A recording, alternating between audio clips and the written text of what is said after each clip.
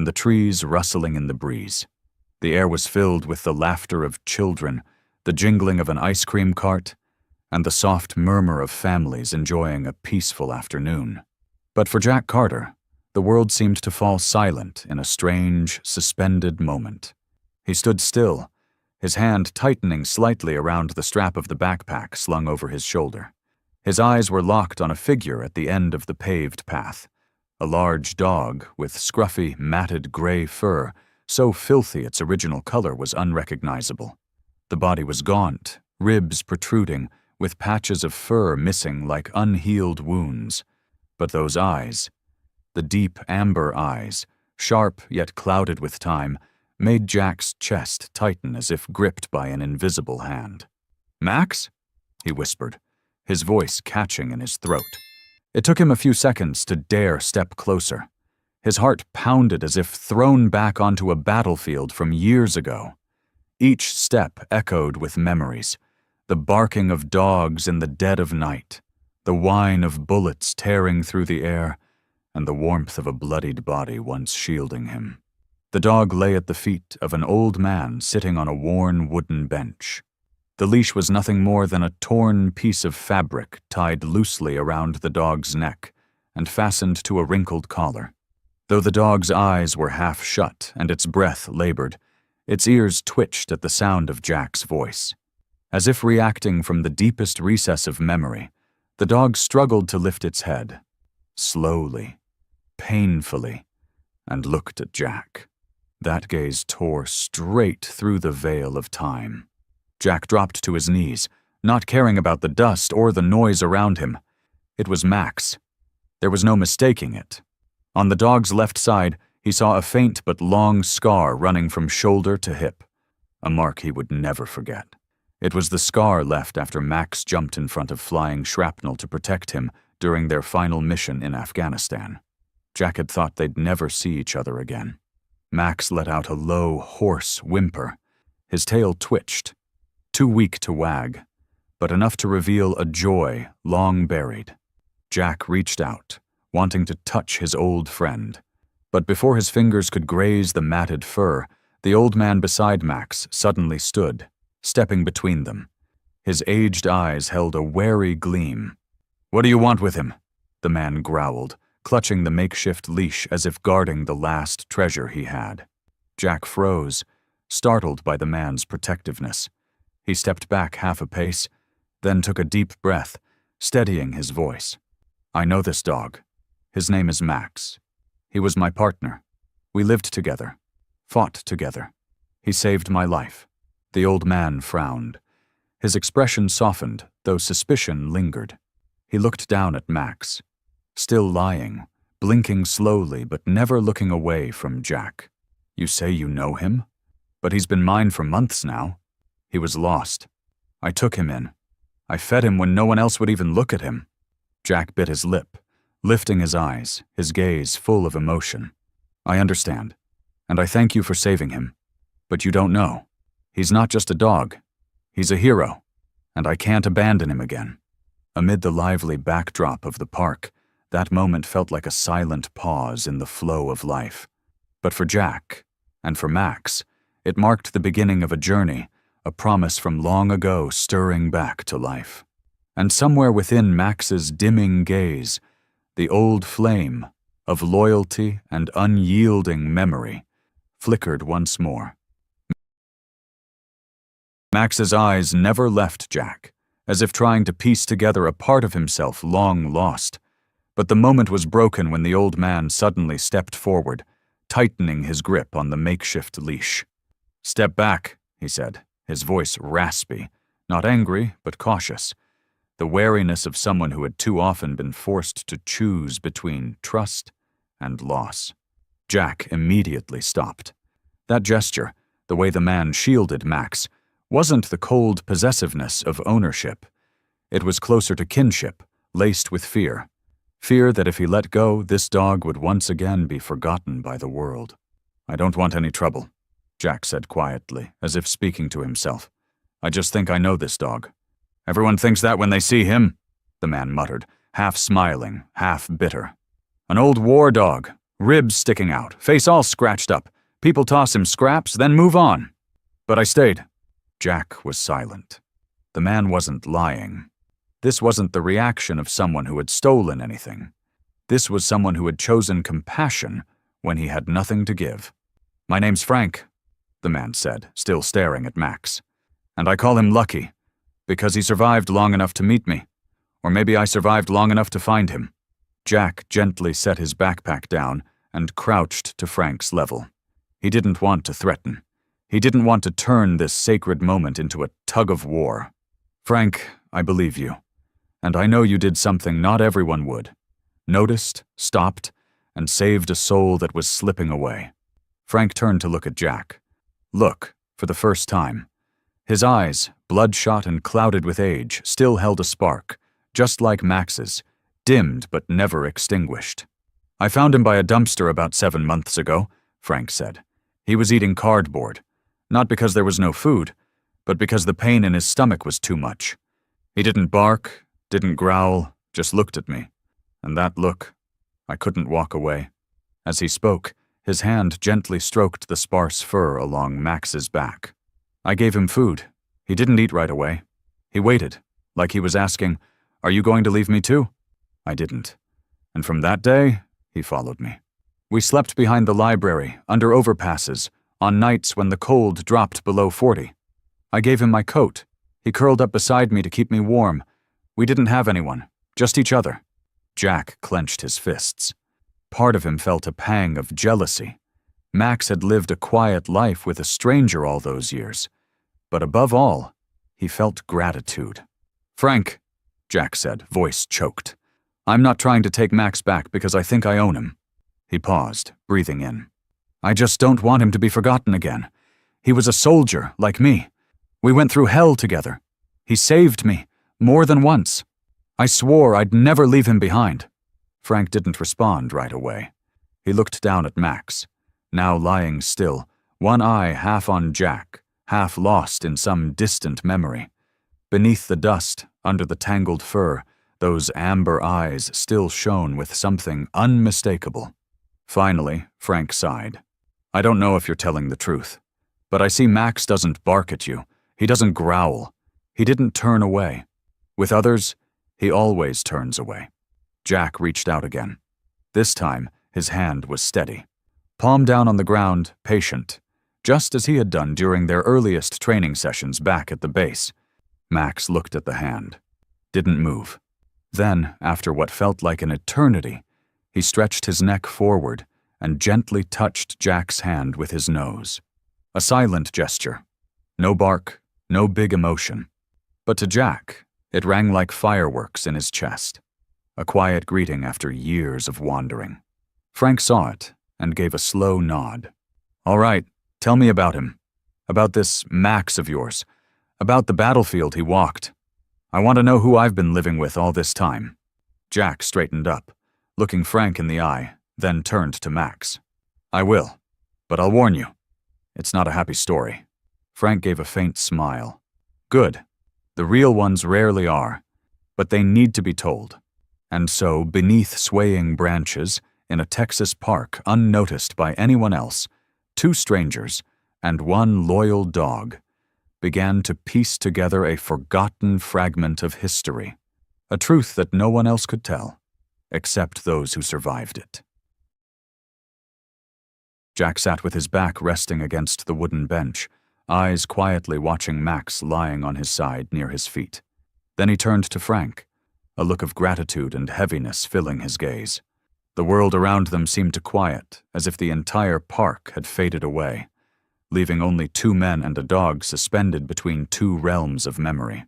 "I met Max for the first time at Fort Benning training camp," Jack began, his voice steady but carrying a faint tremor.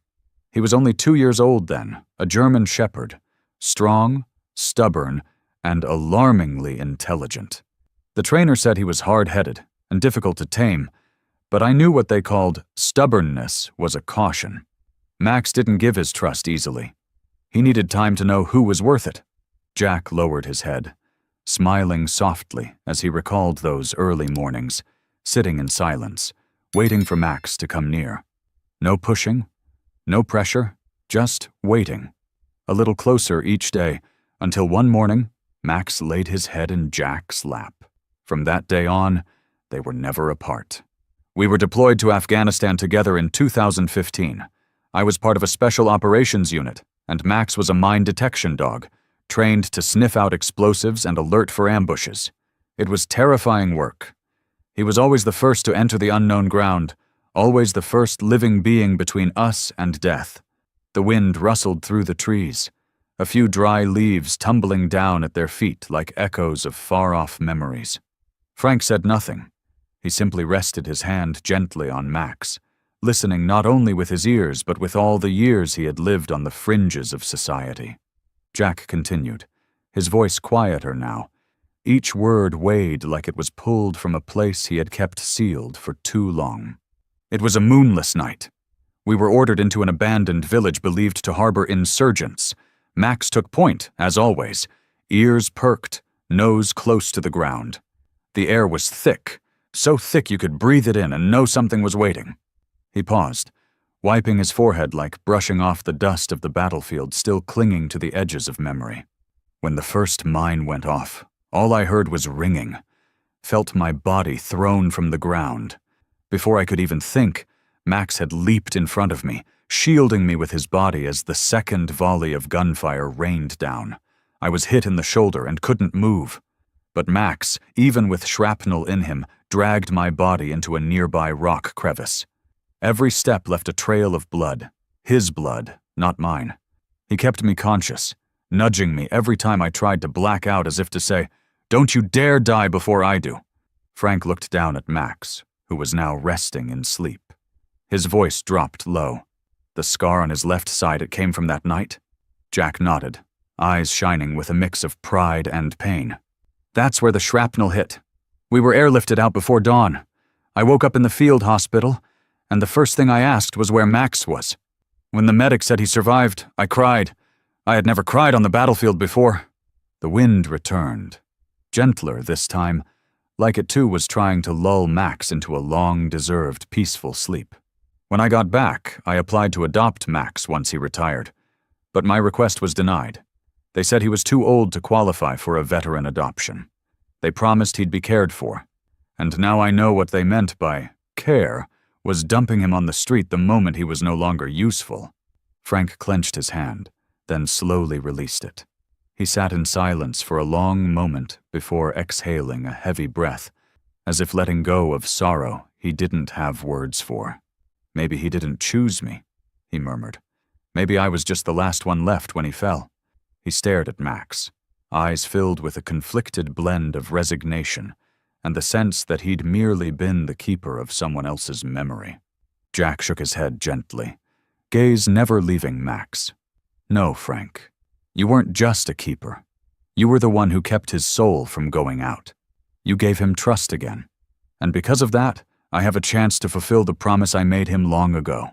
Frank said nothing, but his eyes grew moist, and his hand never left Max, as if, at that moment, the three of them, one old, one young, one fiercely loyal, had been bound together by an invisible thread, a thread woven from gratitude, from unspoken bonds, and from a war that had never truly ended. If Max still had strength enough to understand, he might know that he had never been left behind. His survival wasn't just the endurance of a war dog, but the one remaining spark that could reunite two lives the world had nearly forgotten. Jack sat quietly for a long time after recounting the memory of that razor-thin line between life and death, his heart still half lost in the dust and sand of the battlefield, where Max had once shielded him from that final hail of bullets. Frank didn't say a word. He simply kept gently stroking Max with his weathered hands. As the golden afternoon light fell across their shoulders, everything settled into a silence filled with respect. Then, as if the weight inside him could no longer be held back, Jack spoke again, his voice lower now, tinged with a deep sorrow buried beneath the years. When my last tour ended, I knew Max's time in the military was ending too. We were both worn down from walking through that nightmare. I submitted a request to bring him home, to give him the peaceful life he'd earned. I thought it was a given, that it was the most natural thing a soldier could do for his brother in arms.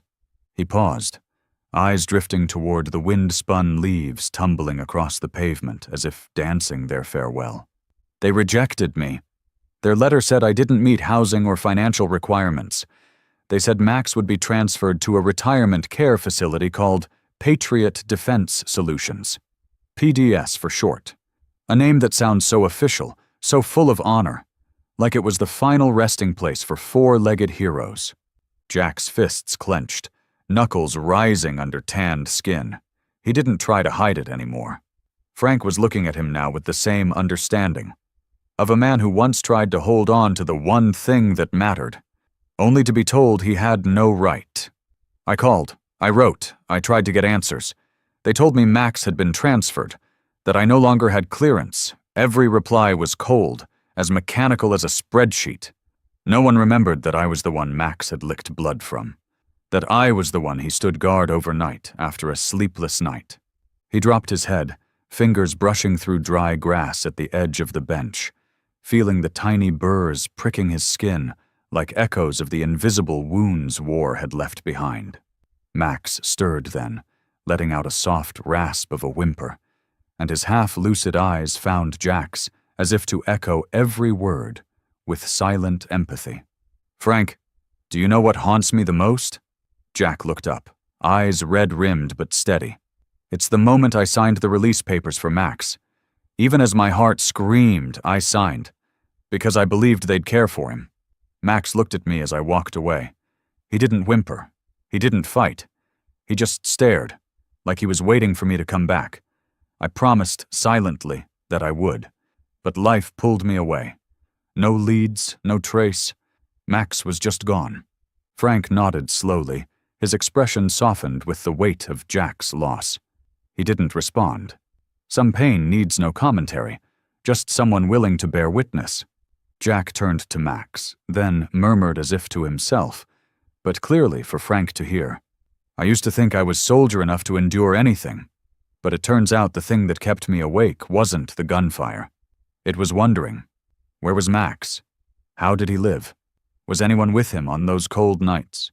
Did anyone stroke his back when the pain flared up?" Max stirred again, his dusty tail moving faintly as if answering those unspoken questions. And when Jack extended his hand, not even calling his name, Max inched closer, enough for his weathered snout to touch Jack's knee.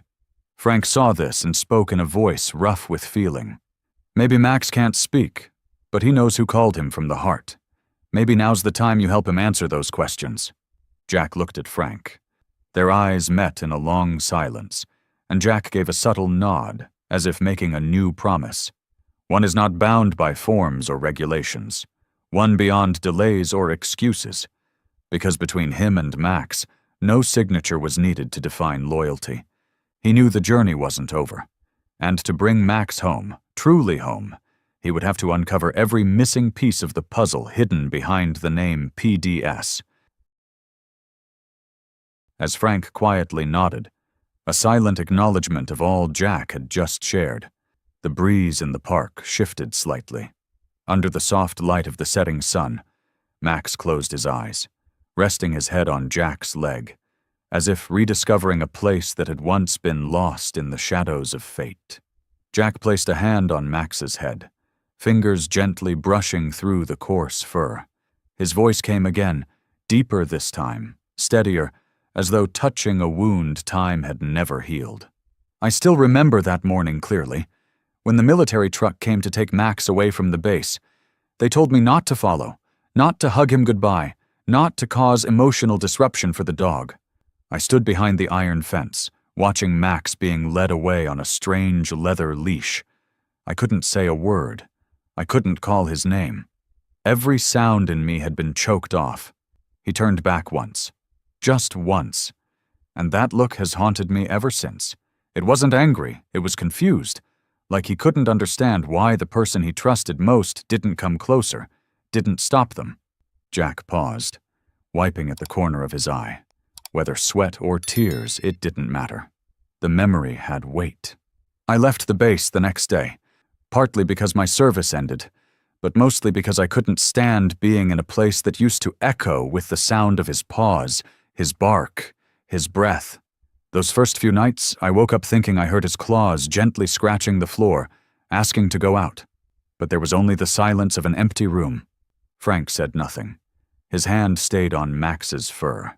Beneath his old coat, his body trembled faintly as Jack's steady voice slowly stripped away years of dust layered over a heart long hardened by surviving life on society's fringes. In the years after, I did a lot of jobs, but none of them kept me. I lost direction. I thought I had left the war, but the truth is, I brought it home with me. I saw Max in my dreams. Not abandoned Max, but the brave Max, still leaping into danger to protect me. And every time I woke up, the first feeling wasn't nostalgia. It was guilt. I hadn't kept my promise. Jack leaned down, touching the faded scar along Max's side. Still there, though time had dulled its edge.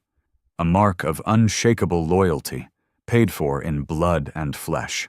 I wrote dozens of letters, called hundreds of times, sent requests to PDS. They said Max had been transferred and that the information was no longer accessible. And gradually I began to fear, not that I had lost him, but that he'd died somewhere alone, in a cold cage, without anyone calling his name one last time. What I can't forgive myself for is letting that happen without fighting harder. Jack looked up at the sky, where clouds slowly drifted aside to make way for the dusk. His voice was thick with emotion. I used to think, maybe in another life, I'd want to be a dog, just to understand why Max forgave so easily and stayed so loyal, even after being hurt so many times. But now, if I had the chance to do just one thing again in this life, it would be to hold him. Just once more. To say I'm sorry. And thank you. For everything that words can never fully express. Frank turned to Jack. His eyes had lost their former hardness. What remained was understanding. The kind that only forms when one who has lost meets another who missed what could never be recovered. He placed a hand on Jack's shoulder. Silent, but heavy enough to lift part of the burden Jack had carried all those post-war years. As the sun dipped behind distant rooftops and the park grew still, Max breathed evenly, his muzzle pressing into Jack's palm. As if to say, no matter how long the past had kept them apart, they had found each other again. Nothing stood between them now. Not war, not bureaucracy, not rejection. Nothing could sever the bond between a soldier's heart and the loyal soul that had walked through hell by his side. When Jack finished speaking, a hush settled over the space around them. The evening breeze paused among the tree branches, and the noise of the park receded, like it belonged to another world. Frank remained seated, eyes cast downward, but truly he was looking inward, into the deepest folds of his heart, where Jack's words had gently knocked without asking permission. From within the web of lines etched across his face, a single tear rolled down, slow, quiet, and undeniable. It wasn't the tear of someone simply moved by a sad story, but the kind shed by a man who once believed his heart had turned to stone, only to find it awakened by something sacred, loyalty, memory, and a bond the world had long forgotten. Frank slowly raised a hand to wipe his face, though it trembled slightly, caught between holding on or letting go of the only thing that had kept him from vanishing into the background of humanity. "I didn't think I'd cry," he said, his voice rasped by the flood of unexpected emotion. "But listening to you, I realized I never really knew who this dog was. All I knew was he was my friend, the first one who listened without judging, who lay beside me when the world mocked and ignored me." Jack said nothing, letting Frank have the space to speak. Max lay still, breathing steadily, occasionally twitching a back leg as if dreaming, perhaps of dust-swept trails, or a voice that trained him not with commands, but with quiet sincerity. "I have nothing," Frank continued, locking eyes with Jack. "No home, no family, No past to remember or future to aim for. Just lucky, or no, Max. He was the only reason I didn't disappear off the map completely. But after everything you've said, I understand now. He paused and took a deep breath, as if gathering every ounce of courage he had left. I've been keeping for you a piece of your soul you thought you'd lost, and now it's time to give it back. To the right person at the right moment. Jack wanted to speak, to thank him, to embrace him, but his throat closed. Because true gratitude doesn't need many words. Frank leaned down and carefully unfastened the makeshift leash from Max's neck. He held it for a moment, then looked at Max and whispered in a voice meant only for the three of them. You don't have to live halfway anymore. It's time to go home, warrior. Max slowly opened his eyes and looked at Frank. And then, as if he understood, he turned toward Jack, rising with the slow effort of age and wear. But there was no hesitation in his gaze now, only trust reignited, and the comfort of knowing he didn't have to choose between two men who loved him in two different ways. He was simply going home, to where his heart had always belonged. Frank handed the leash to Jack, but held it for a beat longer, speaking with solemn authority. Soft, but sharp as a blade against the listener's conscience. I only ask one thing. Don't take him home just to lock him away in the past. Don't think caring for his body is enough. Give him a worthy life. Let him know he's still part of this world. That loyalty hasn't been forgotten. Jack gripped the leash, then gently set it beside him, a quiet rejection of anything that felt like chains, even protective ones. I promise, he said, firm and full of feeling, not with words, but with every day I live with Max. I will never let him doubt again. Frank nodded, slowly rising to his feet and stepping back. He didn't walk away just yet. He stood there, watching Jack and Max, the two old friends reunited after years in the dark. Max stepped forward, pressing his head into Jack's hand. And in that moment, beneath the soft golden dusk and the steady breath of a dog who had walked the edge of death, every distance dissolved. They say some reunions are fate, but others are promises that never died. And today, in a quiet corner of Texas, one such promise was kept. As Jack and Max walked away from the park, Frank stayed behind, hands clasped behind his back, watching them go like someone seeing a loved one return to a home, long lost. The sun had disappeared behind the distant rooftops, but inside Jack, another kind of light had begun to glow. A second chance, not just for Max, but for himself as well. Jack's small apartment sat on the second floor of an aging building on the city's west side. It wasn't much, just enough space for a worn armchair, a shelf filled with dusty military files, and a slightly crooked picture frame showing two soldiers standing beside a proud German shepherd against a dusty camp backdrop. It was the only photo Jack had never dared to put away, no matter how many times he'd thought about it. Max entered slowly, his head low, tail tucked, every step cautious as if weighing the ground beneath him. He didn't bark, didn't sniff the corners like dogs often do in a new place. He simply sat down by the door, back against the wall, eyes fixed on a place no one but he had been. Jack didn't call him, didn't coax him. He quietly placed a soft pad beside the old fireplace, laid down a freshly washed blanket, and set a bowl of water and food nearby. But Max didn't touch any of it. His eyes were cloudy, ears drooped low, and Jack saw clearly. Max was here in body, but his spirit was still somewhere else. The fatigue wasn't just physical. It ran deep in the chambers of memory. That evening, Jack sat on the floor beside Max, not saying a word for a long while. The lights were dim, the warm glow of a desk lamp casting soft shadows across Jack's face and Max's silvering muzzle. As the clock's hands ticked past midnight, Jack began to speak. He told stories about the first time he tried to teach Max the sit command, which took a week, not because Max was stubborn, but because he needed to trust first. He told of nights in wind-whipped desert tents, when Max would rest his head on Jack's chest, listening for a heartbeat. He spoke of the time Max jumped into a jeep uncommanded, chasing the sound of an explosion, fearing Jack had been left behind. Each night, Jack added another memory, like stitching pieces of an old quilt torn by war and time. He didn't expect Max to remember everything. He just hoped the stories would become threads sewing trust back into place. Over the days that followed, small changes emerged. Max didn't lie motionless all day anymore. Each morning, when Jack entered the room, Max would lift his head slightly, just enough for their eyes to meet.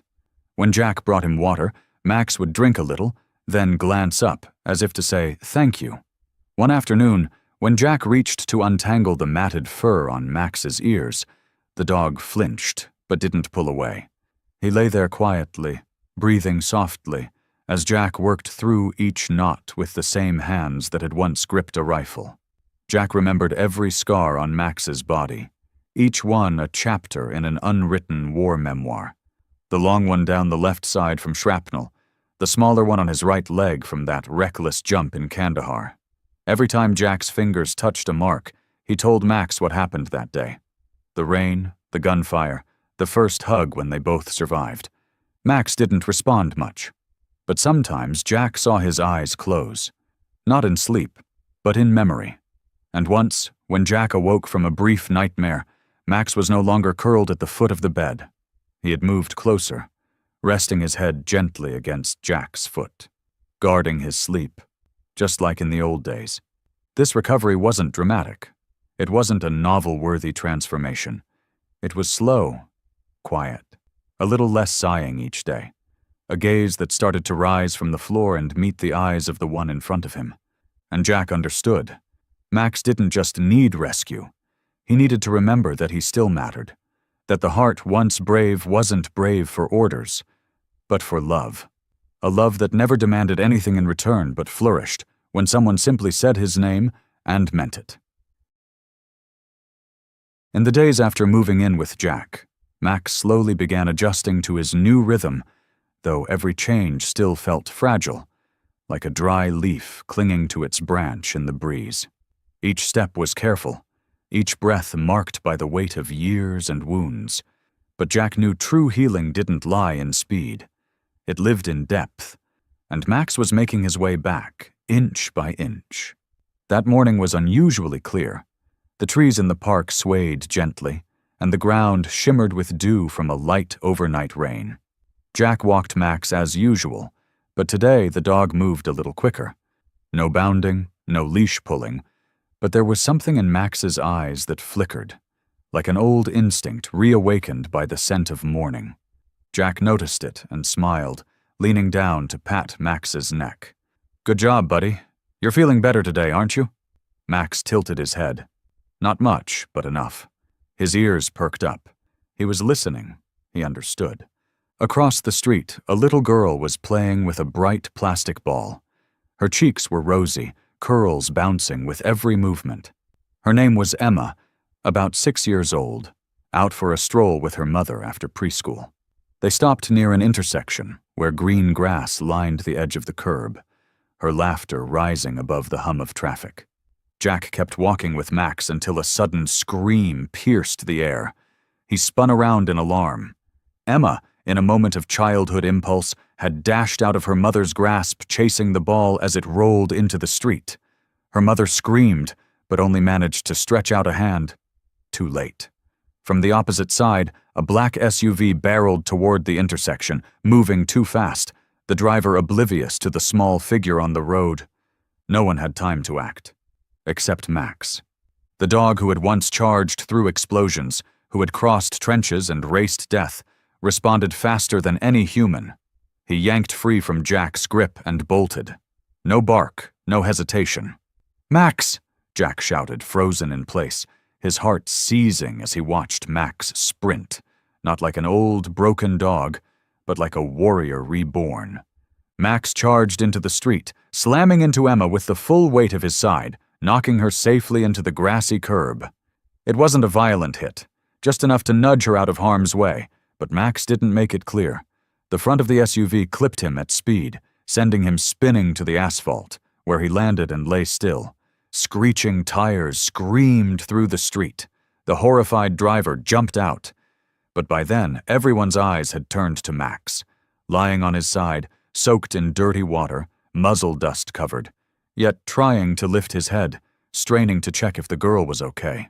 Jack rushed to him, dropping to his knees, arms wrapping around Max like he was cradling his own heart. And for a moment, it felt like time rewound, as if he were pulling Max from a battlefield once again, repeating the same vow, "I won't leave you behind." "You did it, Max. You saved her. You did good, buddy." Emma, now safely in her mother's arms, looked on with wide eyes. She slipped from her mother's grasp and approached slowly, clutching her fallen doll. She knelt beside Jack and Max, gently placing the doll in Jack's hands. "For him," she said softly, "so he won't feel lonely at the hospital." Max stirred. His eyes were soft, faint but focused. His tail lifted just slightly, trembling but sure. It wasn't instinct. It was a greeting. That evening, traffic camera footage of the entire scene surfaced online. It went viral. Millions watched. Hundreds of thousands commented. But what moved them wasn't just that Max saved a child. It was his eyes. Calm, unblinking, not frightened, not resentful, eyes that had seen war and still chose compassion. Max, once forgotten, once adrift in the city like a soul with no home, was now hailed by the world as a hero. But to Jack, he had always been that. Max, the friend who never hesitated to sacrifice, not once, when life called upon him to protect. And when Jack sat at Max's side in the veterinary clinic that night, his hand never leaving the dog's dusty neck, he knew what had happened wasn't a miracle. It was proof that some things are never truly lost, even when the world tries to forget them. Max had never stopped being a warrior. He just needed one chance to remind the world that loyalty never sleeps. The news about Max spread faster than any rumor Jack had ever seen. Within less than 2 days of the video showing Max saving Emma going viral, the internet flooded with articles, features, and thousands of comments. People praised the heroism of the old dog, but questions quickly emerged. Who was he? Why had a former K-9 unit dog ended up collapsed in the street, emaciated and forgotten? Among the endless shares and reposts, one person lingered longer than most, her eyes fixed on the image of Max lying in the middle of the street, still alert, still guarding the world like it was his to protect. Her name was Ellie Morgan. A former war correspondent, Ellie was no stranger to gunfire, gunpowder, and the eyes of those who had stared death in the face. She had once been stationed in the same war zone as Jack during his final tour in Afghanistan. They weren't close, but between hurried interviews and makeshift meals outside the barracks, Jack and Max had left a deep impression on her. She never forgot Max's eyes. Sharp, intelligent, alert, and heartbreakingly silent, as if he were shouldering the war for his handler. And now, seeing those same eyes online, she knew. This was the same dog. Without hesitation, Ellie dug through her old notebooks, searching records of code names and K-9 profiles she'd documented over the years. The name Max resurfaced, accompanied by a handwritten note. So loyal he doesn't need a leash? Possibly the quietest guardian I've ever met. That very night, she found an old email address for Jack. She wasn't sure if he still used it, but she sent a message anyway, with a photo attached. In the image, she, Jack, and Max, standing at the base of a barren mountain, their jackets flapping in the wind, and the camera lens blurred by desert dust. She wrote, "I just saw an old friend of yours. I think we need to talk." Jack received the email while sitting beside Max at the vet clinic. Max was healing, still weak, but his eyes were brighter, and his ears now flicked at the sound of the door. When Jack opened the photo attachment, a tremor passed through him. A memory thought long buried, now rose vivid and clear, as if no time had passed at all. The next morning they met at a small cafe a few blocks from Jack's apartment. Ellie walked in with her hair tied back, a thick file in her arms. No makeup, but the same focused, clear gaze she once wore while reporting from war zones. Jack stood and shook her hand firmly. There were no drawn-out greetings, just a look that confirmed time had passed, but the shared history between them had stitched this moment together. "Still the same eyes," Ellie said, nodding towards the window where Max waited outside, eyes fixed on Jack. "He hasn't changed," Jack replied. "It's the world that changed how it treated him." Ellie opened the file. Inside were copies of administrative reports, pulled records, and her notes. "I looked into Patriot Defense Solutions, PDS. They're not a rescue organization. They're a private security firm. They take in retired K-9 dogs, assess if they're still useful, retrain them if possible, or process for transfer if not." Jack's hand tightened, his eyes darkened.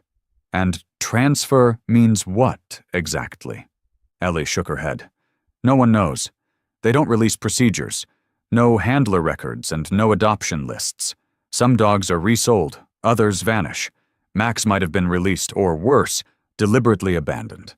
Jack stared into his cold coffee, a quiet fury brewing.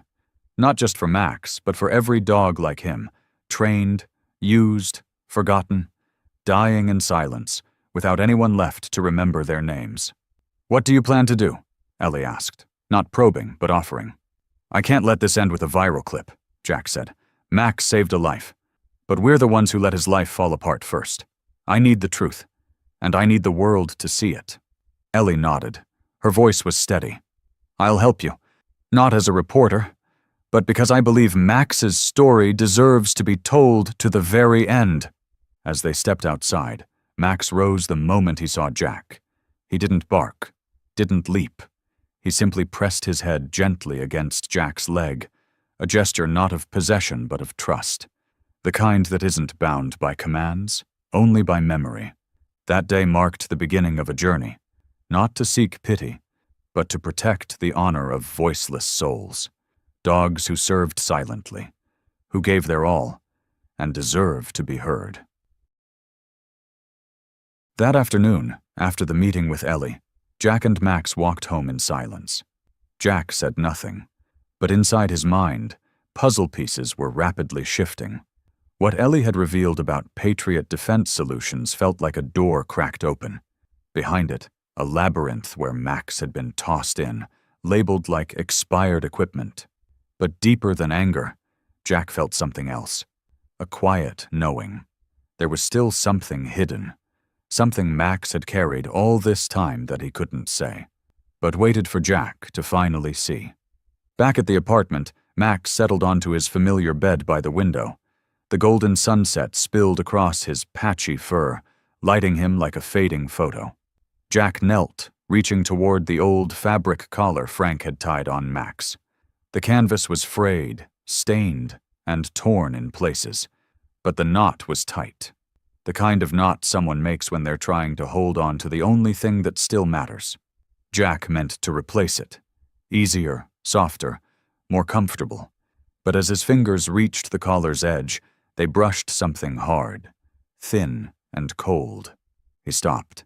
Flipping the inner lining, Jack discovered a small piece of metal. Rectangular, flat, like a luggage tag. Hidden, sewn discreetly between layers. You'd never see it unless you searched by touch. Carefully, Jack removed the tag and held it in his palm. The last light of the day glinted across its scratched surface. A short serial number was etched in neat, technical lettering. Beneath it, the words PDS Property in all caps, alongside a faint, worn-out Patriot Defense Solutions logo. No name, no handler, just a number and a classification code.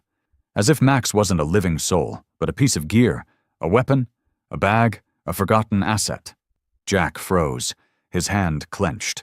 The metal's cold weight pulsed in his palm like a lifeless heartbeat. The bitterness rose, not just for Max, but for the brutal system that reduced loyalty, memory, and blood to a string of numbers stamped on metal. Max lay still, eyes half closed. But when Jack turned, Max opened them. And for one silent moment, their eyes met. Jack sat beside him, holding up the tag. "How long have you carried this, Max? How many nights have you lain in alleyways, hungry and freezing, with this wrapped around your neck like a reminder you belonged somewhere you were no longer allowed to return? Max didn't answer, of course, but the slight tilt of his head and the unwavering gaze told Jack everything. He knew. Somehow, he had kept it. As proof, as a trace, Jack could follow home. That night, Jack took a photo of the tag and sent it to Ellie. Less than 10 minutes later, she called back, her voice urgent, shaken. The number. It's a logistics code. I've seen them before. In leaked audit reports from a private security contractor.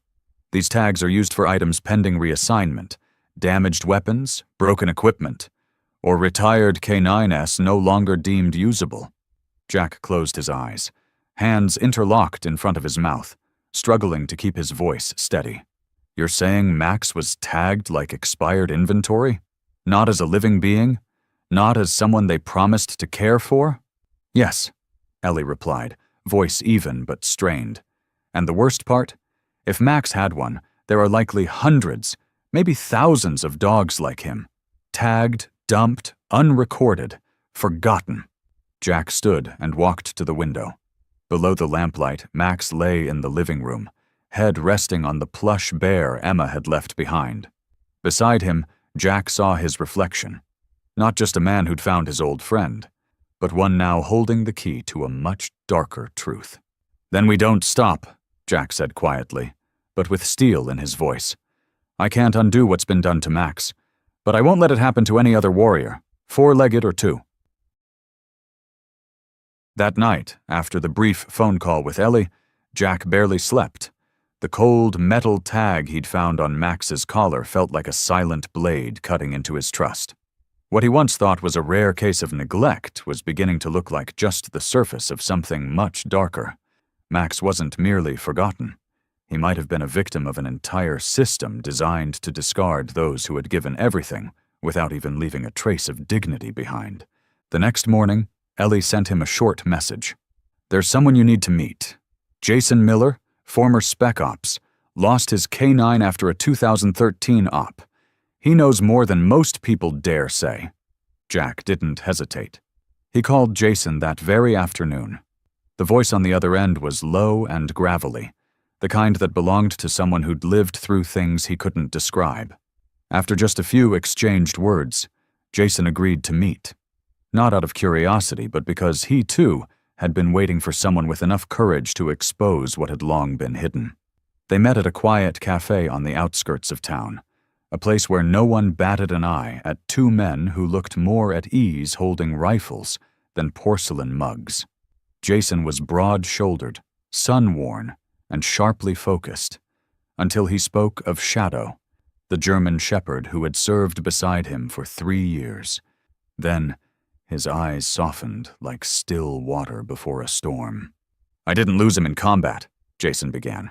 His voice wasn't loud, but it carried weight. Each word pressed down with the gravity of unchangeable truth. I lost him the moment we came home. We'd completed our final op.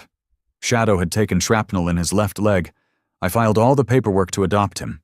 Everything was in order, but 2 weeks later, I got an email. 12 words. Not eligible for individual transfer due to program restrictions. He paused, rubbed his forehead, and pulled out an old photo. In it, Shadow stood beside Jason, ears perked, eyes sharp, both of them facing forward as if nothing behind them mattered. Months later, I saw him in a video online. Not in the US, though. It was from a civilian checkpoint in the Middle East. Shadow was scanning cargo for a private security firm. No badge, no name. But I knew it was him. The scar on his neck, the eyes. You don't forget eyes like that. Jack fell silent. He looked at the photo, thinking of Max. Those same eyes, that same unwavering presence. He asked, voice low but firm, how many more? How many Maxes, how many Shadows are there? Treated like surplus gear. Jason shook his head, his face hardening. No one knows. These companies, like PDS, are not required to disclose anything publicly. They get contracts. They assess dogs by utility. If a dog can still work, it gets retrained. If not, it's reassigned. Some get sold overseas. Others disappear. Some end up guarding warehouses. Some are passed to civilians, as long as the transport fee's paid. But most? No oversight. No one checking. Jack felt his chest tighten, not out of surprise, but sorrow. After all those years of blaming himself for losing Max now, he knew the truth wasn't just about his failure. It was about a system that had erased entire histories. "We have to make this public," Jack said, locking eyes with Jason. "Not just for Max. For every soul still waiting to hear their name again." Jason nodded slowly. He handed Jack a folder. Copies of letters he'd sent to the Department of Defense, rejected or ignored. Blurry screenshots from videos he had archived. "You need proof? I've got it. Do you need a witness? I'm here. But let me warn you, Jack, dig deep enough, and you'll find people who don't want this exposed. They don't care about Max. They care about contracts, cost reports, and the bottom line." Jack smiled. Softly, not smugly, but with steel resolve. "I don't need their approval. I just need them to know we're watching now. And I have Max. That's enough to begin." When Jack returned home that evening, Max was already at the door, eyes wide, as if waiting for something important. Jack knelt, wrapping his arms around his old friend, burying his face in the fur that still smelled faintly of soap. "We're going to find the truth, Max," he whispered. "This time I'm not letting go, I promise." The next morning, Jack woke earlier than usual.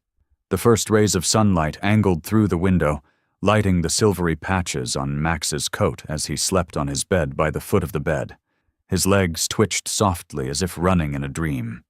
And Jack knew. Max felt it too. This time it wasn't quite guilt that stirred inside Jack.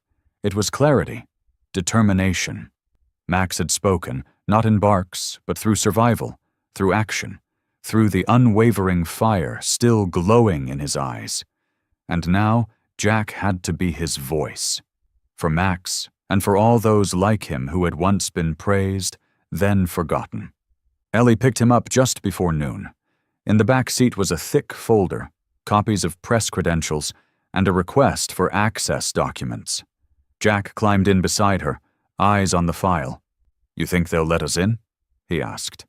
Ellie tightened her grip on the steering wheel. Her voice dropped, resolute. "I don't know. But they won't ignore a decorated vet with valid documentation and a war correspondent who's walked through mortar fire. And if they try, then we make them speak another way." They drove through noisy city streets, turning off onto a quieter road leading to the outskirts, where the Patriot Defense Solutions headquarters stood. A cold concrete structure, 3 stories tall, surrounded by metal fencing and layers of surveillance cameras. The PDS logo gleamed on the gate, polished, proud, and as sterile as the system it upheld. The car stopped at the checkpoint. A tall security guard stepped out, his expression devoid of warmth. He leaned into the window, voice flat. "Do you have an appointment?" Ellie held up her press badge. He glanced at it, then shook his head. "No appointment, no entry?" Jack opened the door. Calmly, he pulled out an old ID, military, worn, but well-preserved. It bore his name, serial number, and unit. He held it up. "Sergeant Jack Carter, former Special Operations. I'm here to ask about a fellow soldier, a K-9 named Max, who transferred to your company under file number 817C-DG. If you turn us away, I'll wait outside this gate, with the media, the public, and every person who saw Max save a little girl's life. Your call." The guard hesitated. He radioed someone. Minutes later he returned, face stiff. "Ms. Sloan will see you. No recording, no photos, no audio." Ellie and Jack nodded. They walked through the heavy gate, which creaked open with psychological weight. No words were exchanged as they crossed the gray corridor. The walls displayed promotional posters. Dogs in formation, badges gleaming, slogans like "Guard with honor," "Serve in silence." But Jack saw through it all. He saw the irony, the cruelty behind the branding, where the very creatures used for propaganda were cast aside once their silence was no longer useful. On the second floor, in a small meeting room, they didn't wait long before Rebecca Sloan entered. She looked mid-40s, dressed sharply, her hair pulled back, her manner polished, voice trained by years in PR. In her hand, a notebook. On her face, a well-rehearsed corporate smile. "Sergeant Carter, Ms. Morgan, thank you for coming. I understand the purpose of your visit. Before we proceed, I want to clarify PDS operates in full compliance with Department of Defense guidelines. We value our working dogs and deeply respect their service." Jack said nothing. He reached into his pocket, pulled out the metal tag he'd found on Max's collar, and placed it on the table. No explanation needed. "Ms. Sloan, if what you say is true, then why did I find this?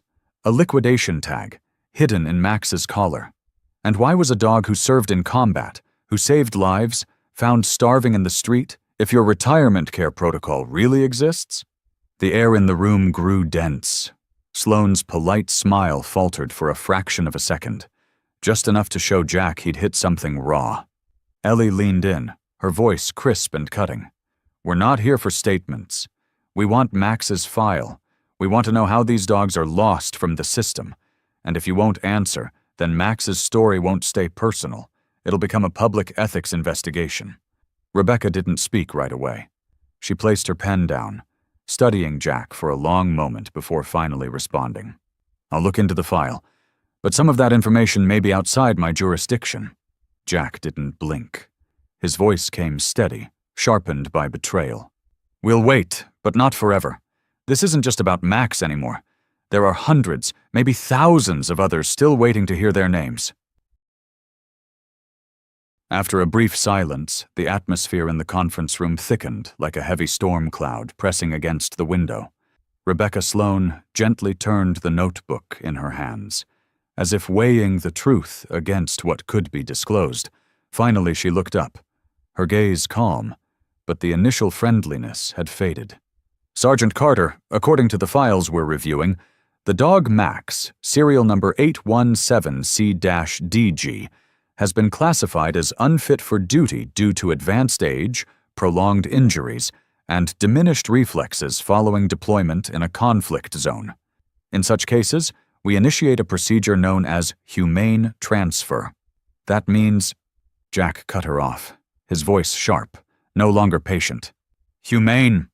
You're calling it humane to throw a soldier who once saved his comrades onto the streets, to face hunger, illness, and loneliness?"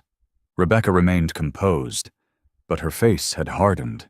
She pushed the notebook farther away and clasped her hands on the table as if bracing for this exact reaction. No one was abandoned. Max was taken to a transitional facility responsible for finding the most appropriate environment for non-recoverable cases. There may have been a misstep during intake, or the partnered agency may not have fulfilled its obligations, but our company did not deliberately discard any living being. Jack shot to his feet, his hand slamming down on the wooden table. His voice rang out, raw and indignant. "You may not have meant to, but you let it happen. You talk about procedures, classification, and transfers. But you don't talk about the eyes of a dog lying in the middle of the street, ribs poking through matted fur, still lifting his head when he hears his name. You didn't see how Max survived 7 months of being forgotten, eating scraps of paper, sleeping on sidewalks, and still licked my hand when we reunited, like he hadn't been betrayed by the very system you represent." Ellie, sitting beside him, gently placed a hand on Jack's arm as if to steady him, but she didn't stop him from speaking. Because at that moment, Jack's words weren't just a soldier's anger. They were the voice of every living being that once stood on the brink of death with no one to speak for them. Rebecca's hands clenched tighter, her eyes narrowing. She no longer wore the mask of diplomacy. Now she looked like someone defending a system, not searching for what was right. "Sergeant Carter, I understand your emotions, but I won't allow you to come in here and accuse an entire organization because of one case. We operate by the book. And if you think emotional outbursts and accusations will change that, you're mistaken." Jack didn't back down. He pulled a copy of Max's service certificate from his bag, along with a photo of Max on the training field, head held high, and placed it on the table, an irrefutable statement. "Can you look at this and tell me Max doesn't deserve to come home to the man he saved? Can you say animals like Max should be transferred until they vanish from the system due to procedural errors?" Rebecca was silent for a moment. Then she stood, coldly gathering her notes, and pointed towards the door. "This meeting is over. I won't allow anyone to come here and deliver speeches or record footage. If you have further complaints, take them up with our legal department." Ellie slowly gathered their documents, eyes never leaving Rebecca. Jack stared at her for a moment, then nodded. His voice was low but steady. "Then be ready, because this won't be the last meeting." He turned and walked out, the door shutting behind them like a cold bell tolling against a stone. Outside, the wind had picked up. As Jack stepped through the iron gates once more, he felt the air here colder than any battlefield he'd ever been on. But inside, a fire had been lit. Not the helpless rage from before, but a fury guided by justice. Ellie walked beside him, her face set. She didn't need to say a word. They both knew. The real fight had just begun. Max was waiting in the back seat, lifting his head as they came out. Jack opened the door, placed a gentle hand on Max's back, and whispered, his voice softer than it had been in the meeting room. "We won't stay silent anymore, Max. We'll make them remember every name they tried to forget." The car rolled away from PDS headquarters just as the sun dipped low, the horizon painted blood red like an open wound, yet to heal. Ellie gripped the steering wheel tighter than usual, her face tense in silence. Jack sat beside her, replaying every one of Rebecca's answers in his head. The blend of helplessness and anger was like a knot tightening in his chest, but that pressure only hardened his resolve. No one had the right to call abandonment procedure. No one had the right to treat Max, or any warrior, as a disposable asset. Max lay quietly in the back seat, head resting on the edge of the seat like he was listening, though his eyes were closed. Jack glanced into the rearview mirror. His heart clenched. Max had endured enough, and now Jack would never let anyone hurt him again. As they neared their neighborhood, Ellie frowned. She checked the right mirror, then the rear view. "There's a gray sedan that's been following us since we turned off the main avenue," she said quietly, voice steady but firm. "No overtaking, no turns, just staying close." Jack gave a slight nod. "Pull into that empty lot by your building. Let's see what they do." They turned into an empty lot beside a shuttered convenience store. The gray car drove a bit farther, then turned in a different direction. But as Jack and Ellie stepped out, both felt it, eyes watching from the shadows. Jack opened the back door, gently stroked Max's back, and whispered, "Head inside first. I'll check the car." Max obediently jumped down, moving slowly, with the gait of a tired dog who still carried the dignity of a warrior. Ellie led him into the apartment. Jack circled back to the car. He opened the front passenger door to check their things, and froze. There, placed neatly like someone meant it to be found, was a black cardboard sheet. No logo, no signature, just one sentence, handwritten in stark white ink. "Stop digging. For his sake." Jack clenched the paper in his hand, the chill creeping from his fingertips to the base of his neck.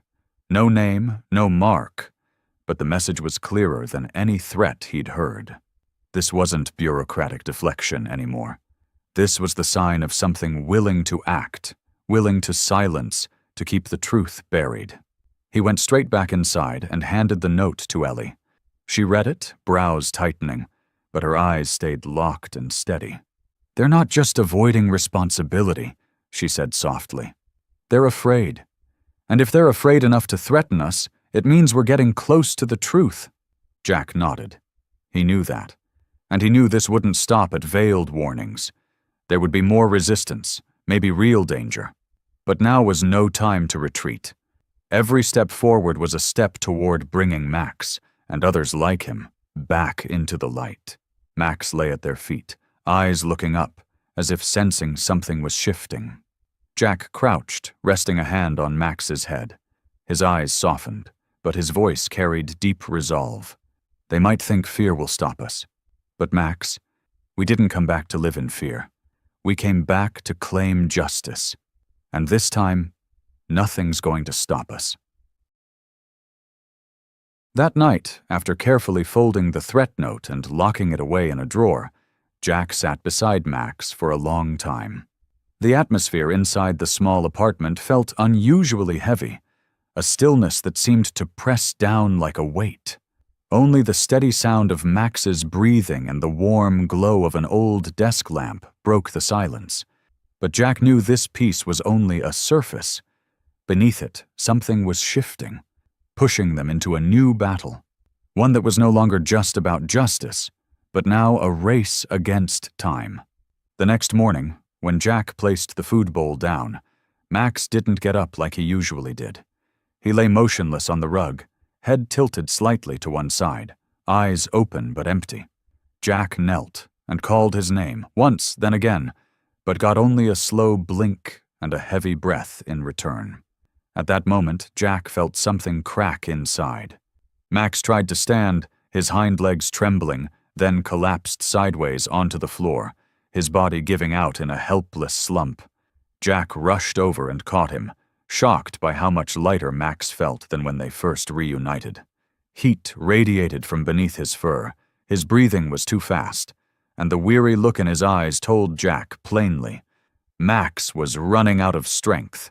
Without hesitation, Jack wrapped Max in a thin blanket and carried him straight to the car. Ellie came with him, no questions asked. They both understood. Max had fought long enough, and now he needed more than promises.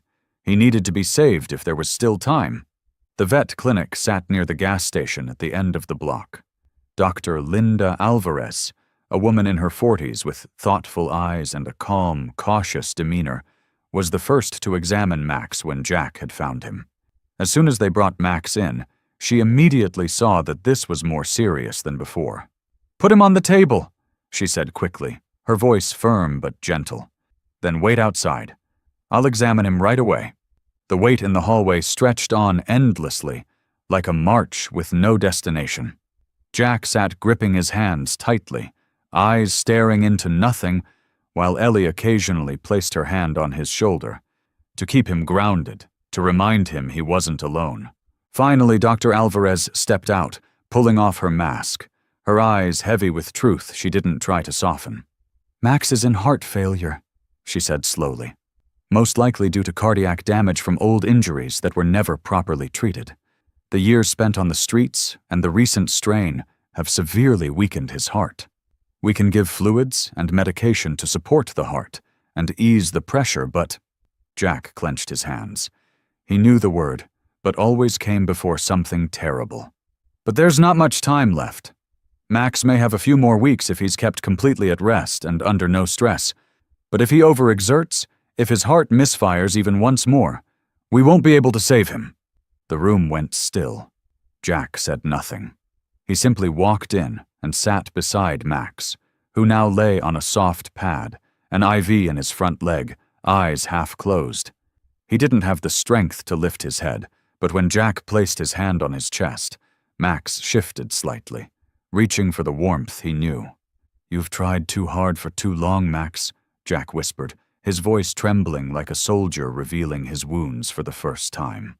"I'm sorry I let you suffer even a moment more, but I swear, whether we have days or just hours, I won't leave your side, and I won't stop.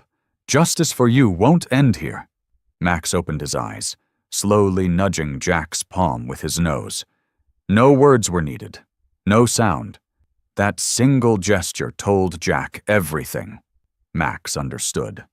Ellie entered soon after, carrying a clean towel and a bottle of filtered water. She knelt beside Jack, her eyes full of compassion that words could never match. "We won't let him fade away like a shadow. This story isn't over, Jack." Jack nodded, but his eyes never left Max, because now every remaining second was a gift, not just to remember, but to fight for.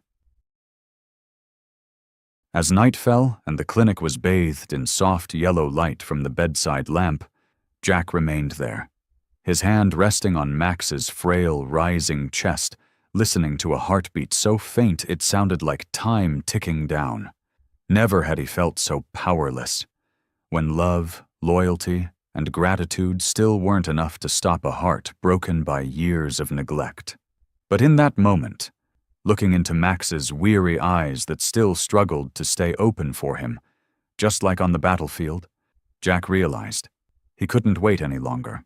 He stood, gently stroking Max's head in a silent vow, then turned to Ellie, who had stood by him from the very first step of this journey. "We have to act now, Ellie. We have to make it impossible for them to keep hiding. Not just for Max, but for every other warrior they treated like expired equipment." Ellie didn't respond with words, only a nod. But in her eyes was something stronger than anger. Resolve. The kind of weapon that strikes hardest when justice has been ignored for too long. The very next morning they began.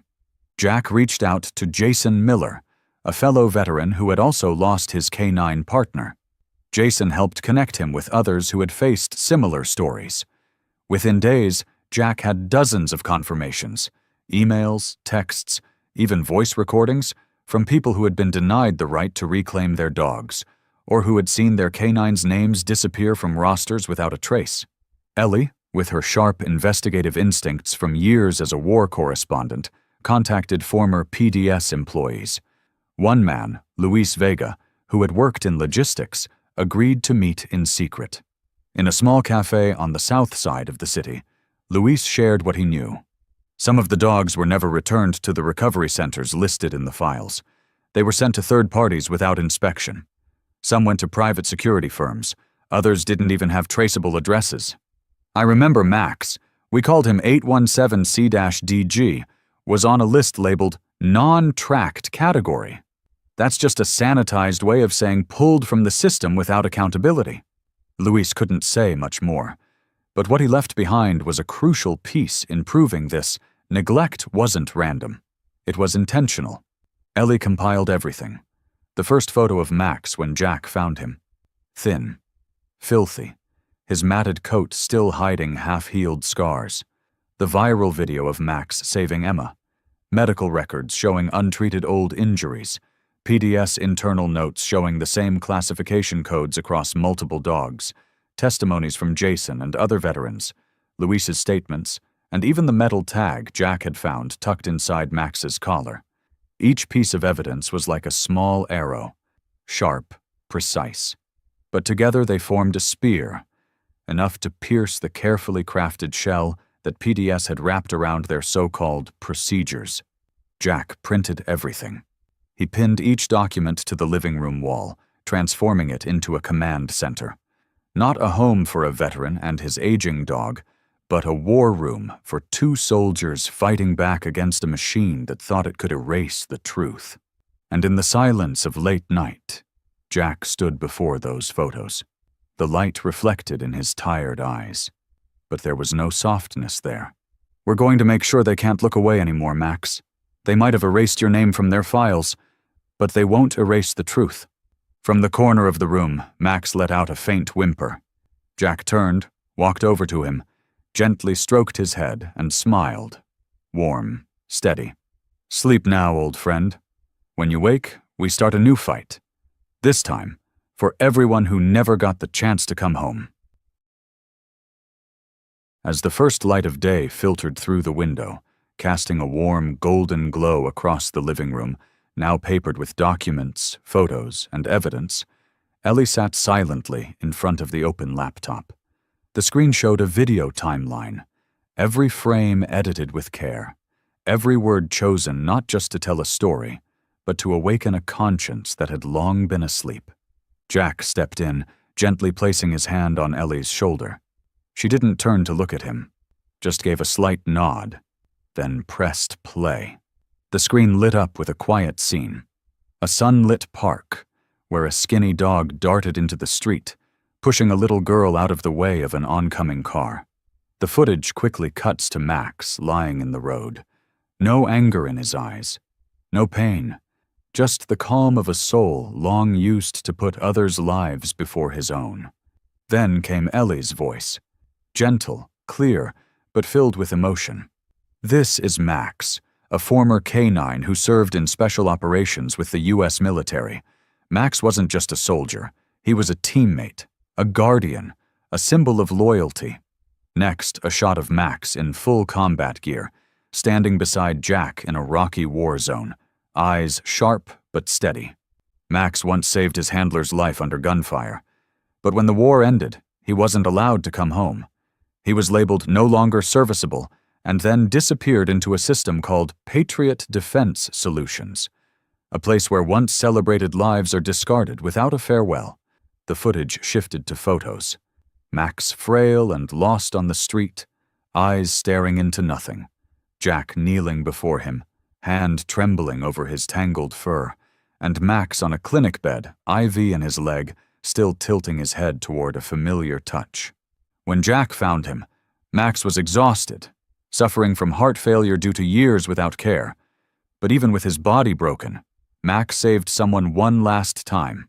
This time, a little girl named Emma. The video ended with Jack whispering to Max at the clinic, his voice cracking. "I won't let them forget you, Max, I promise." The screen went black. A line of white text appeared slowly. "He can't speak, but we can speak for him." Then a bold hashtag filled the screen. Justice for K-9s. When Ellie looked up, her eyes were red. Jack nodded slowly, then said just one thing. Quiet but firm. He'd be proud. Only hours after the video went live on social media and news platforms, the response exploded. Users across the world shared the video with heartfelt messages. Keywords like Max the Hero Dog, Military Dog Betrayed, and number Justice for K-9s surged into the top trends. Animal rights groups, veteran organizations, and even war correspondents voiced their support. A fellow veteran commented below the video, "I had a dog named Ringo. He vanished after being transferred. Thank you, Max, for bringing us into the light." A civilian posted, "I cried watching this. A dog that still licks the hand of the one who left him behind. That's what loyalty means." In less than 24 hours, the video hit over 5 million views, hundreds of thousands of shares, and tens of thousands of demands calling for the government to investigate PDS and reform the system for retired military dogs.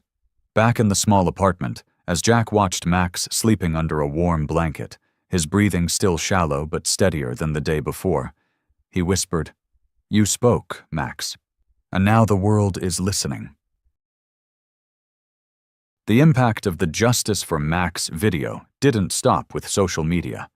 As the view count soared into the millions and number Justice for K-9s remained at the top of national trends, a long, simmering wave of outrage finally found its spark. And just 3 days after the video's release, the American Sentinel, one of the country's most respected investigative outlets, published an exclusive exposé that shook the very foundation of the Patriot Defense Solutions system.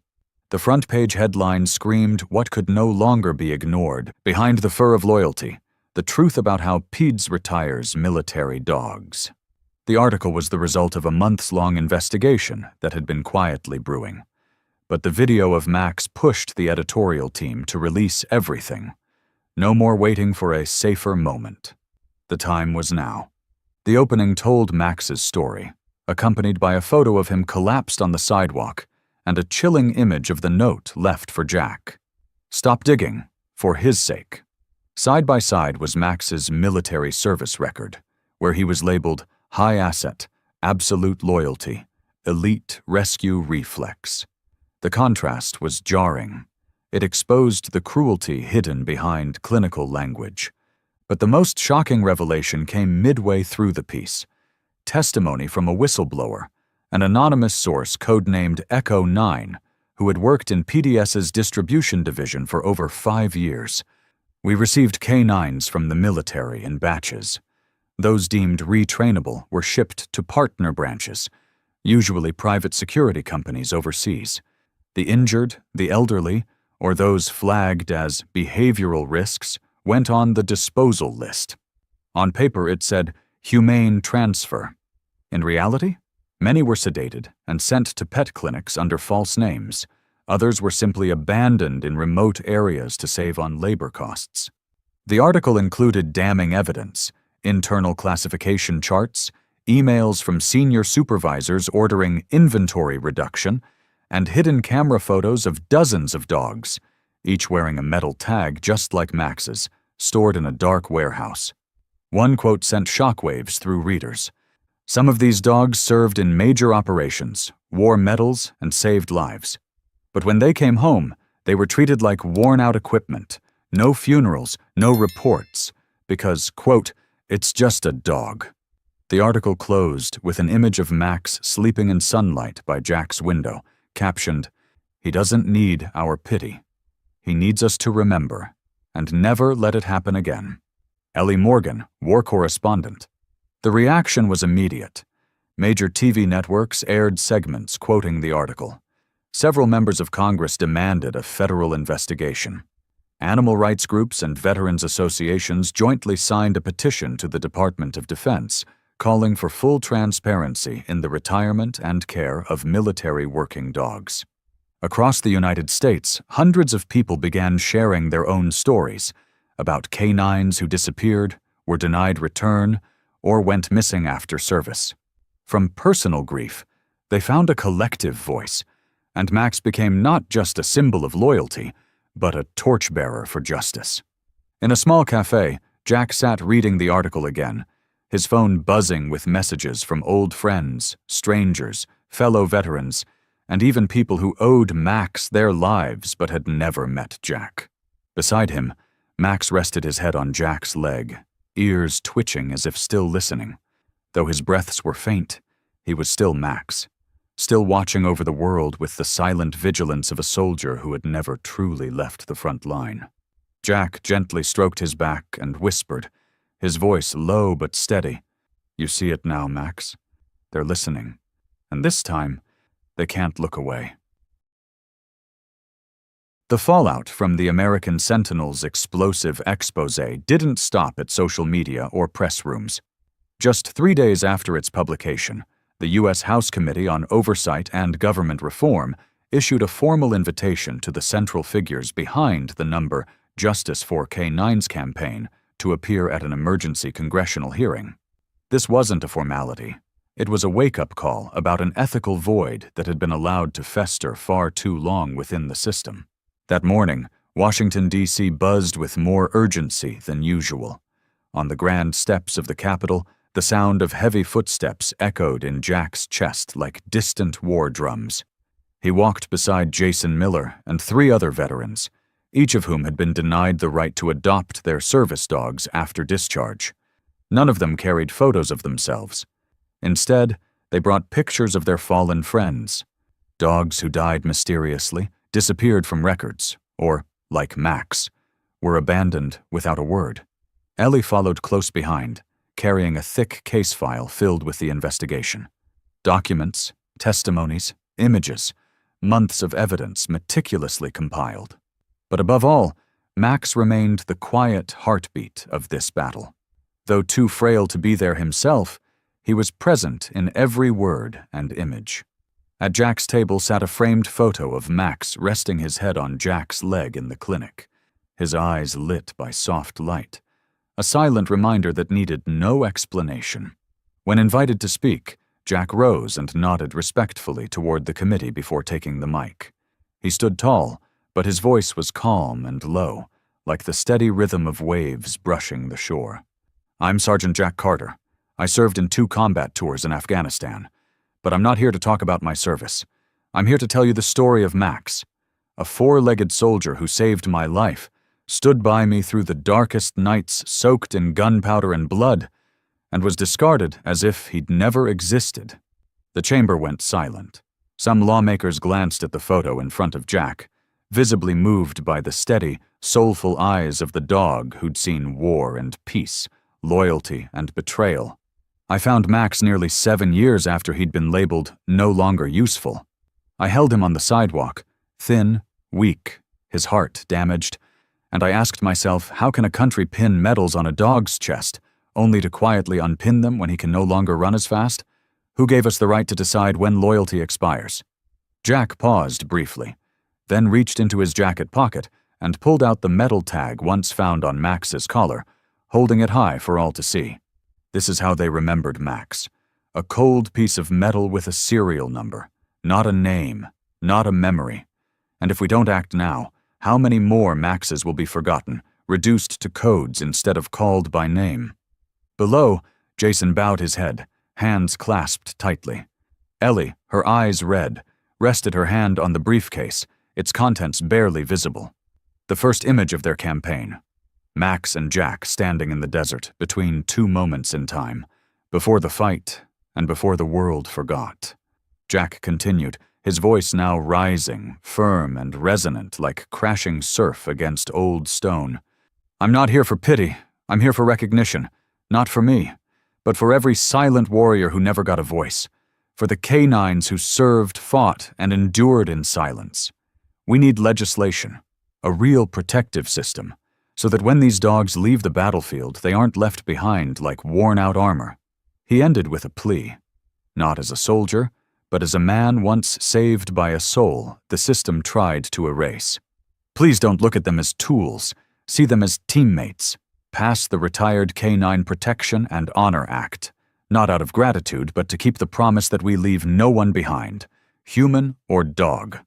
When the hearing ended, the entire chamber stood in applause, not for Jack, but for Max and every life that never had a voice. Major media outlets broadcast the speech with headlines like, "The Four-Legged Warrior Speaks, Congress Faces Its Moral Reckoning." That evening, Jack returned to the clinic. Max was sleeping, his breathing steady, more rhythmic than before. The vet said he might have a few weeks, maybe more, if things stayed stable. Jack leaned down and whispered, "You've fought with everything you had, Max. Now it's my turn." Just a few weeks after the emotionally charged congressional hearing, where Jack's words brought a stillness to even the most hardened political room, the number Justice for K-9's movement had not only continued but evolved. No longer driven by outrage, it transformed into a tide of action, of healing, recognition, and remembrance for those once forgotten. On a crisp, clear morning in late fall, under blue skies and soft sunlight pouring through golden-orange leaves in the city's Central Park, hundreds gathered for a historic event. A public ceremony honoring military service dogs, hosted by Heroes with Paws, a nonprofit born directly from Max's story and the movement that followed. The setting was solemn yet warm. Gentle music from a military band floated through the air, while footsteps rustled over fallen leaves, leading to a newly paved stone square. At its center stood a brand-new bronze statue, over 2 meters tall.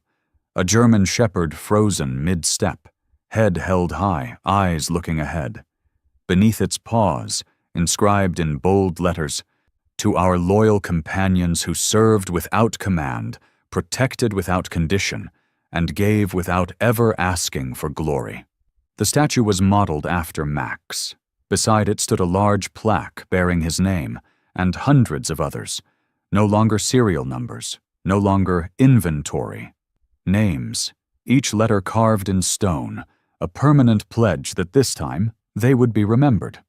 When the speaker announced Sergeant Jack Carter's name, the crowd fell silent.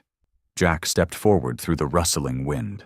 In his hands was a special Medal of Honor, presented by Heroes with Paws in Max's name, the first symbol of a national policy shift to protect retired service dogs. Max, still not fully recovered, had been cleared by his vet to attend in a private transport. As a soft green carpet was rolled out from the entry path to the ceremony stage, Max emerged from the shadows. His steps were slow and unsteady, but his head was high, a warrior's gait toward his final moment of glory. The entire crowd rose. Applause thundered through the trees. No microphones needed, no dramatic effects. Just pure, overwhelming human gratitude. Jack knelt beside Max, gently fastening the medal to a freshly embroidered collar bearing Max's name in golden thread. His voice caught as he addressed the crowd. "I've seen Max at his fiercest, in sand, smoke, and blood. But today I see him in the light. Not the spotlight of fame, but the light of recognition, of gratitude, and of unconditional love." He paused, turning toward the statue behind him. "This monument isn't just for Max. It's for every soul who stood silent between us and danger. They never asked to be remembered. But today, we choose not to forget. Ellie stood in the front row, mist in her eyes, clutching the camera that had captured every step of this journey. Jason and the other veterans raised their hands in salute, toward Max and toward the bronze sentinel now standing guard over their legacy. After the ceremony, hundreds approached Max. The children placed hesitant hands on his head. Elders knelt and whispered things only Max could hear. And in every touch, in every glance, there was something shared. A respect that needed no speech. A gratitude that didn't need banners. As the sun began to dip, casting a warm glow on Max's shining metal, Jack sat beside him, gently whispering, "This time, you didn't just live like a hero. You'll be remembered as part of our soul." When the Medal of Honor was placed gently around Max's neck at the ceremony in the city's Central Park, and his bronze statue stood tall as an unerasable monument of memory, the impact didn't end with emotion. It spread into legislative halls, into meetings long dulled by delay, and into hearts that had once been silent but now began to speak. From gratitude, a nation shifted into action. Just 2 weeks after the tribute ceremony, Congress passed a landmark law with near-unanimous support, an exceedingly rare occurrence in modern legislative history. The bill was titled the K-9 Dignity and Protection Act. This was not a symbolic gesture, but a detailed, enforceable, legal framework. All military and security service dogs, upon completion of duty, must undergo mandatory medical rehabilitation with documented health tracking. Handlers and mission partners, those who trained or served alongside the dog, are granted first priority adoption rights if they meet basic care standards. Third-party organizations, like PDS, are now required to publicly disclose all. Transfer procedures undergo oversight by independent agencies and ensure full transparency for every animal in their custody. Any act of liquidation or undocumented transfers of service dogs is now considered an ethical violation, subject to criminal prosecution. The law was signed during a special congressional session. On the cover of Time magazine's special edition was a photo of Jack in his old uniform, holding a framed photo of Max beneath the headline, "The Dog Who Changed the Law." PDS, facing public backlash and legal pressure, was forced to shut down 3 facilities, fire its entire senior executive board, and submit to a full Department of Justice investigation for misconduct in the handling of retired K-9s. Ellie, as the media force behind the campaign, was invited to speak before the National Ethics Committee. She didn't talk about journalism. She didn't mention awards. She asked just one quiet question that brought the entire room to silence. If a dog can keep his promise to his partner until his last breath, then how can we, with all our power and laws, fail to keep the simplest promise, not to forget them? At a quiet veterinary clinic on the city's west side, Max lay on his familiar bed, eyes slowly following Jack as he read news of the law's passing. Max couldn't read, but he understood Jack's gaze and the way his hand rested on Max's head like he was touching something sacred. Jack looked at Max for a long while, then leaned down and whispered, "We did it, Max. You didn't just live like a warrior. You became the reason people remembered what loyalty means." Max didn't answer, but his eyes closed softly, and his tail moved, slow and certain, not from noise, but as if giving his final approval. After the K-9 Dignity and Protection Act was passed, it sparked something deeper across the nation, a collective memory, a recognition of the nameless warriors with no ranks, no voices, who once stood silently between life and death to protect human lives. Max became a symbol, not just in headlines but in households where an old dog still breathed slowly by a window, waiting to be remembered. But for Jack, what he longed for wasn't fame. It was something simpler, more personal, and profoundly human. To see Max walk again. Not to fight, just to live the days he had left, fully, peacefully, Following the tribute, Max continued treatment at Dr. Linda's clinic. With specialized cardiac medication, a precise diet, light physical therapy, and, above all, Jack's unwavering love, Max began to show slow but clear signs of recovery. He ate better, he slept deeper, and, most notably, he no longer flinched at the sound of car horns or unfamiliar footsteps, no longer haunted by panic from memories he couldn't explain. One early winter morning, with fog still clinging to the window panes, Jack woke to find Max's bed empty. Panic struck, until he heard soft paw steps in the kitchen. Max stood there, legs still frail but steady. He was trying to reach the stainless steel water bowl, something he hadn't been able to do for weeks. Jack stepped forward, knelt, and gently wrapped his arms around Max, not saying a word, just holding him like a miracle that might vanish if he moved too fast. "You did it," Jack whispered. "I knew you would." That afternoon, with sunlight spilling through the windows, Jack opened the drawer and took out a leash embroidered with Max's name in golden brown thread. He knelt beside Max and clipped it gently onto his collar. Not for a vet trip, not for rehab, but for their first real walk in years. Just two old friends, out for a stroll. They left the house, slowly making their way through streets strung with early Christmas lights, then toward the Central Park, where Max's statue now drew daily visitors. The trees had shed most of their leaves, but the path to the monument still stretched in long, peaceful shade. Max walked beside Jack, not fast, not strong, but steady. Each step was supported by a quiet resolve that had once carried him through war and through oblivion. A group of elementary students finishing a field trip spotted him. One child gasped, "Mom, that's Max!" The group rushed forward, then stopped a few feet away as if already told to be gentle. Their eyes were wide with awe and affection. Jack nodded, bent down to pet Max, and signaled gently. And for the first time, Max didn't retreat. He stepped forward, just a little, enough for small hands to rest softly on his back. One girl shyly handed Jack a folded piece of paper, a drawing of Max with scrawled words beneath. "Thank you for protecting us. You're a superhero." Jack folded the drawing and placed it into his coat pocket, unable to hide the emotion in his eyes.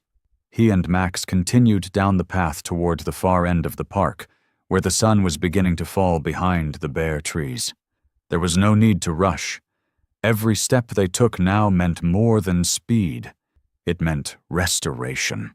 When they reached the statue, the last rays of sunlight hit the bronze, and Max's likeness seemed to glow, alive, defiant, eternal.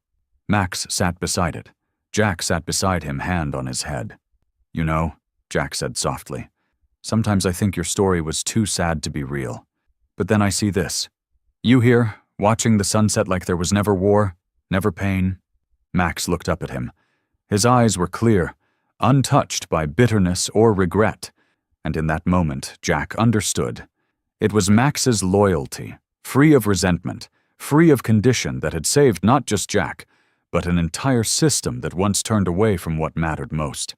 They sat there as the lights in the park flickered on, and a breeze carried the rustling of dry leaves. It was like a whisper from all the four-legged souls watching from beyond, knowing that finally someone had stood up for them all. Since the day Jack and Max sat quietly beneath the golden sunset in the city park, their story had moved beyond the frame of a photo or a viral video. It had seeped silently into the hearts of millions across America, awakening something primal and deep, a yearning to be grateful, to protect, and to stand with those silent souls who had given everything and never asked for anything in return. The number sign, Justice for K-9's campaign, quickly evolved beyond hashtags and headlines. It became a social movement, one where empathy turned into action. Veterans who had once served alongside K-9s began to speak up, not just sharing memories of their four-legged comrades, but joining efforts to fundraise, testify, and lobby Congress to expand protections under the new law. In Arizona, a group of veterans founded a center called Second Tail, a refuge for K-9s left without handlers, offering care, rehabilitation, and new beginnings. On the main wall hung a photo of Max, beneath a simple but powerful phrase. He started this. Now it's our turn to finish it. In New York, an elementary school hosted Silent Heroes Day, where students drew pictures, wrote letters, and brought treats for rescue shelters. A 7-year-old girl named Emily, the same one Max had saved in the car accident, offered a small silk scarf she had embroidered herself, trembling letters stitched into the fabric. For Max, the bravest friend. Across the southern states, families who had adopted retired K-9s volunteered as connection points, sharing medical care tips, emotional support, and their homes. They called themselves something humble but proud.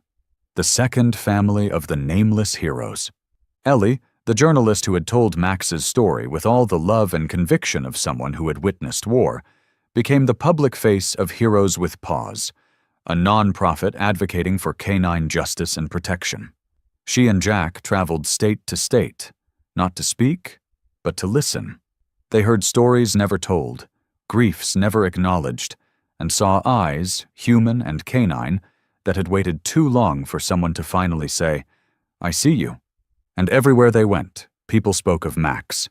Some had never met him, only glimpsed him through a screen, a hashtag, or that quiet, determined stare in a viral image. But all of them felt like they'd known him forever, as if he were a shared memory the world had nearly lost. One late afternoon in the park, where Max's statue still stood unwavering in the heart of the city, Jack brought Max like he always did. They walked slowly, not because Max was weak, but because they had learned to move gently through a world still learning to listen. As they approached, Jack saw a small group gathered at the monument. A veteran in uniform, a child clutching a stuffed dog, and a young couple with a retired husky from the traffic police. A woman stepped forward, holding a gray-furred dog with only 3 legs. Her eyes were winter sad, but they lit up when she saw Max. Kneeling, she whispered, "Because of Max, I found the courage to ask for my boy back. I'm not alone anymore." Jack nodded and smiled, lowering himself beside Max. As his fingers ran gently through the regrown fur, he understood that Max's story wasn't ending. It would live on, in every step taken toward forgotten shelters, in every hand that reached out to greet an overlooked dog, and in every gaze from those who had once been saved, not by a speech, but by a soft nuzzle from a friend who asked for nothing but love. After the whirlwind of laws passed, thank you letters, and non-stop interviews, Jack and Max chose a quiet evening to themselves. No cameras, no applause, just wind, grass, and an open sky like the one they had known before all of it began. They returned to the hill just behind town, the one Jack used to visit after each training mission, watching the sun slip behind the horizon.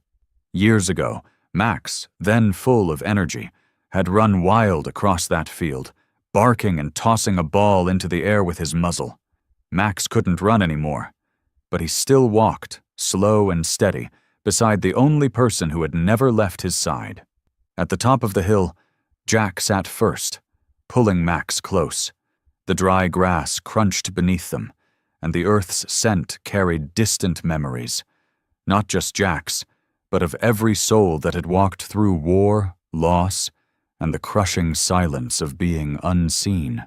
He looked down at the town, the place where it all started, where he found Max again, where they were torn apart, and where they rewrote a story no one had dared to tell before.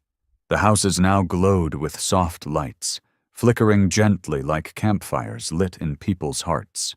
Jack leaned down, resting his hand on Max's chest, where a heartbeat still thumped, slow but strong, and whispered, "You've always been my hero, Max.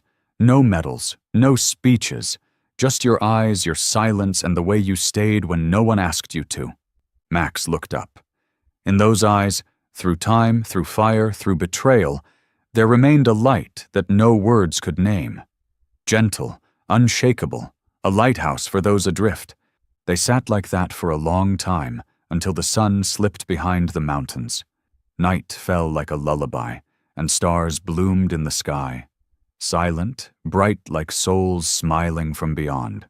Jack looked up, eyes glistening, but his heart at peace, because he knew. Max was no longer just a dog who had been honored. He had become a symbol of loyalty without condition, forgiveness without words, and a love that exceeded every shape and every boundary. Under a sky bursting with stars, Jack whispered one last time, "You were never just a dog, Max. You were the best thing I've ever known about this world. And you'll live on, not just in my memory, but in the hearts of everyone who's ever known what it means to love without needing anything in return." The story closed there. No soundtrack, no farewell. Just two silhouettes, one man, one dog, sitting together under the stars, as the night wind carried the whispers of every four-legged soul still watching, knowing that finally, someone had spoken for them. And that was the unforgettable journey of Max, the K-9 who didn't just save a soldier's life, but helped awaken the conscience of society. A story of loyalty, silent strength, and love beyond time. If you had one chance to meet Max, what would you say to him? Share your thoughts in the comments. We'd love to hear your voice.